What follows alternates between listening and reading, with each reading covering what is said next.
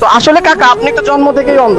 হ্যাঁ, তো আসলে আপনি চাইলে তো ভিক্ষাও করতে পারতেন, কিন্তু আপনি সেই পথ বেছে না নিয়ে ব্যবসার পথকে বেছে নিয়েছেন। হ্যাঁ। বলছিলাম আবু বকর সিদ্দিক শেখ কাকার কথা।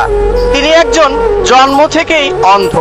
তো তিনি চাইলে পারতো ভিক্ষাবৃত্তি করে খেতে, কিন্তু তা না, তিনি দেখেন কতটাই একজন ভালো লোক যে তিনি ভিক্ষা না করে তিনি কিন্তু কর্ম করে খাচ্ছে। এই যে দেখছেন তিনি বাদাম বিক্রি করছে। চলুন আমরা কাকার সঙ্গে একটু কথা বলবো। কাকা আসসালামু আলাইকুম। ওয়ালাইকুম আসসালাম রহমতুল্লাহ বরকাত। কাকা কেমন আছেন? আলহামদুলিল্লাহ, আল্লাহ খুব ভালো রাখছে আমাকে। কাকা আপনার ছেলে পেলে কয়জন, বা পরিবারে আর কে কে আছে? আল্লাহ আমার দুটো ছেলে দেশে, একটা মেয়ে দেশে, পরিবারে সবাই আছে ইনশাল্লাহ। তো আসলে কাকা আপনি তো জন্ম থেকেই অন্ধ। হ্যাঁ, তো আসলে আপনি চাইলে তো ভিক্ষাও করতে পারতেন, কিন্তু আপনি সেই পথ বেছে না নিয়ে ব্যবসার পথকে বেছে নিয়েছেন। হ্যাঁ, এই ব্যাপারে আপনি কিছু বলুন।